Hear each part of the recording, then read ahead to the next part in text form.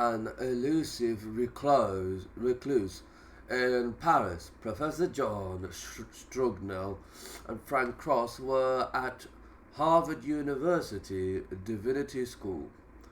Of these, Professor Cross proved the most accessible and allowed himself to be questioned about the days in publication. In an interview with the New York Times, he admitted that progress had generally been slow and offered two explanations.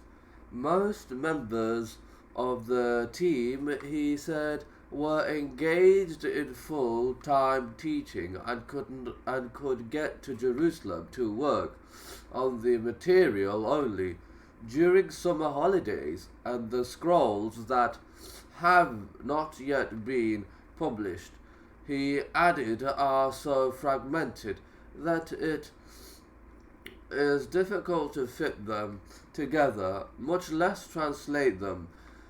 It's the world's most fantastic jigsaw puzzle, he remarked on another occasion.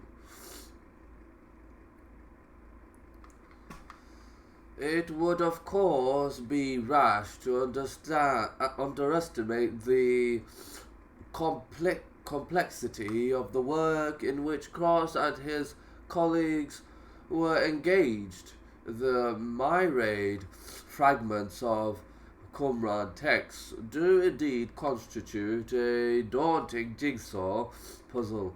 Nevertheless, Cross's explanations are not altogether convincing. It is certainly true that members of the international team are active in teaching and have only limited time to spend in Jerusalem.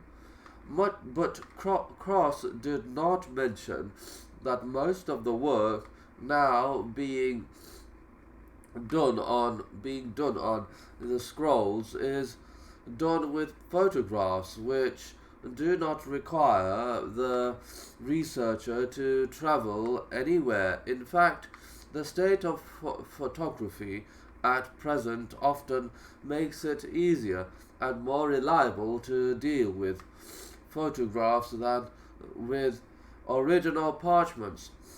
As for the complexity of the jigsaw, Cross himself contradicted his own arguments as early as 1958. He wrote that most of the scroll fragments then in the team's hands had already been identified. In fact, by the summer of 1956, according to John Allegro, writing in 1964.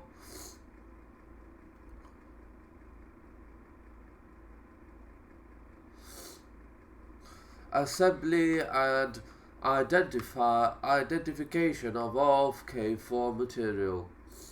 The most copious corpus was nearly complete by 1960-61, nor was the task of identifying material always as difficult as Cross might lead one to believe. In a letter to John Allegro, dated 13 December 1955, Strugnell wrote that £3,000 worth of K4 material had just been purchased with Vatican funds and identified in one afternoon complete photographs of the material, he added, would require no more than a week, even before he reached the consensus of the international team. Allegro was anxious to speed things up and skeptical of the various reasons proffered for not doing so. But was it merely as a sop that De Vaux wrote to him on 22 March 1959 that all the Qumran texts would be published and discoveries in the Judean desert complete?